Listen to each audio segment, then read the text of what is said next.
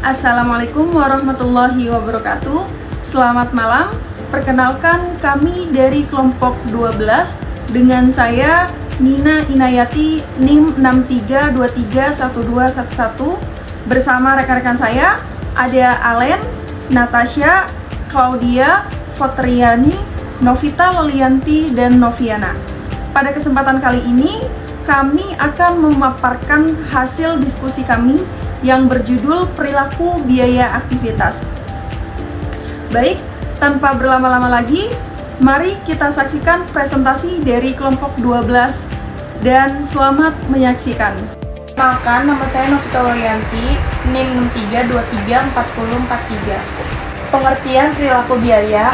Perilaku biaya atau cost behavior berarti bagaimana suatu biaya akan bereaksi atau memberikan respon terhadap perubahan tegak aktivitas usaha. Aktivitas usaha, istilah umum yang menunjukkan kepada segala sesuatu yang dilakukan perusahaan, contoh unit produk yang diproduksi atau dijual. Perkenalkan, nama saya Alen Gordiani dengan NIM 63230728. Di sini saya ingin memberitahu jenis-jenis perilaku biaya.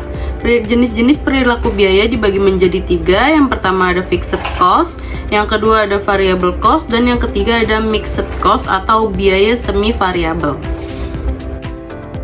Perkenalkan, nama saya Fontana Jamili dengan NIM 63231335. Akan membacakan slide berikutnya. Di sini ada jenis-jenis biaya. Pada umumnya dikenal 3 perilaku biaya, yaitu 1. Fixed cost FC, yaitu biaya yang jumlah totalnya tidak berubah walaupun aktivitas dalam kisaran relevan TTT mengalami perubahan, contoh PPB, gaji manajer pabrik, premi ACC, gedung, dan sebagainya.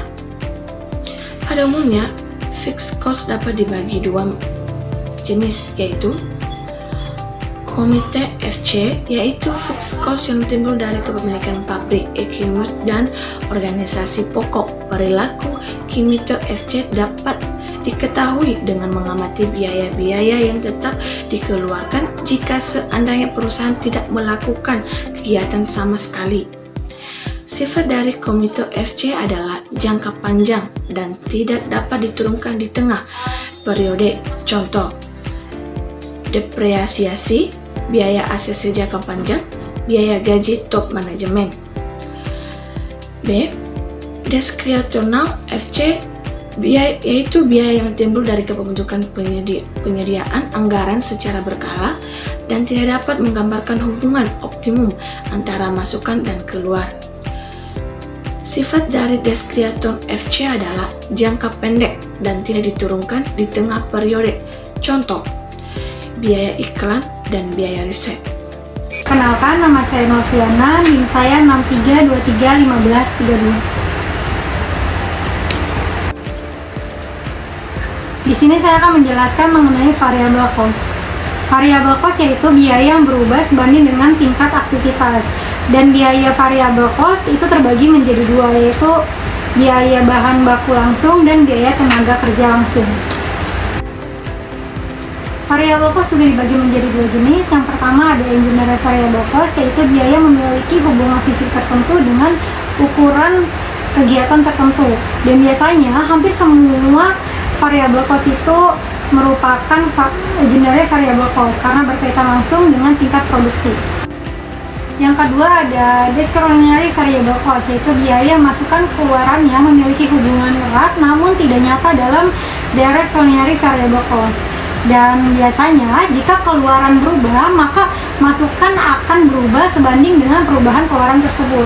Namun jika masukannya berubah, keluaran belum tentu berubah sebanding dengan adanya perubahan masukan tersebut. Perkenalkan, nama saya Claudia Nurmailiza dengan NIM 63231115. Di sini saya akan bahas biaya semi variabel atau mixed cost. Biaya semi variabel adalah biaya yang mengandung unsur variabel tetap dalam hubungannya dengan perubahan volume aktivitas. Di sini ada contoh, PTX membayar gaji seorang wiraniaga sebesar 250.000, meliputi biaya gaji bulanan sebesar 150.000 dan komisi penjualan sebesar 500 per unit. Berapakah besaran variabel cost jika jumlah produksi 100 unit?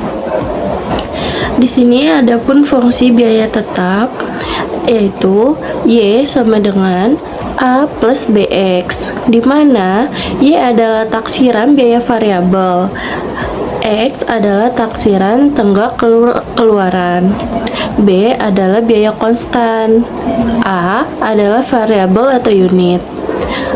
Nah, di sini untuk mencari Y, rumusnya A plus BX. Berarti 150.000 ditambah 500 dikali 100. Y sama dengan 150.000 ditambah dengan 50.000. Y sama dengan 200.000. Jadi, biaya variabel yaitu 50.000, total biaya campuran Y yaitu 200.000, biaya tetap yaitu 150.000. Analisis biaya campuran. Metode yang biasa digunakan: 1. Analisis rekening, di mana akuntan manajemen mengklarifikasi biaya tertentu sebagai biaya tetap dan biaya variabel dengan mengevaluasi informasi dari dua sumber, yaitu yang pertama telah lebih dulu kebijakan manajerial yang menyangkut biaya, dan yang kedua manajemen meneliti aktivitas histori biaya. Langkah-langkahnya: yang pertama, menentukan tenaga operasional tertinggi dan terendah beserta biaya pada jenjang tersebut. Dan yang kedua, menghitung selisih tenaga operasi dan biaya pada jenjang tertinggi dan terendah. Yang ketiga, mencari visi dengan membagi jumlah selisih biaya pada poin B tersebut dengan selisih kapasitas. Yang keempat, menentukan FC dengan memasukkan unsur VC dari perhitungan poin C dalam kelompok biaya terendah dan tertinggi. Dan yang kelima, membuat persamaannya. 2. Metode wawancara atau interview metode. Salah satu metode sederhana yaitu dengan mewawancarai para manajer dalam rangka menentukan apa yang kemungkinan terjadi terhadap biaya tertentu jika diambil suatu tindakan spesifik. Dan yang ketiga, metode titik tertinggi dan terendah, highs and low point metode. Rumusnya Y sama dengan A tambah BX. Y merupakan jumlah biaya semi variabel, B merupakan visi atau unit, A merupakan FC atau periode, X merupakan kapasitas yang diharapkan. 4.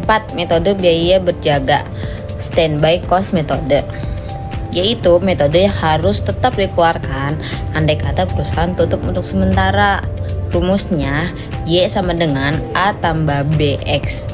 Y merupakan jumlah biaya semi variabel, B merupakan variable cost atau unit, A merupakan fixed cost biaya berjaga, X merupakan kapasitas yang diharapkan.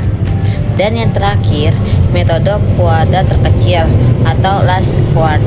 Rumusnya B sama dengan NEXY dikurang EXRY dibagi NEX pangkat 2 dikurang EX pangkat 2. Dan A sama dengan EY dikurang BEX dibagi periodik.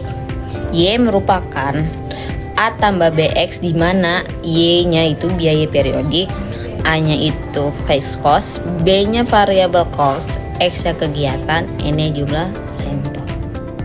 Sekian presentasi kelompok kami. Jika ada yang ingin bertanya, bisa tulis di kolom komentar yang ada di bawah.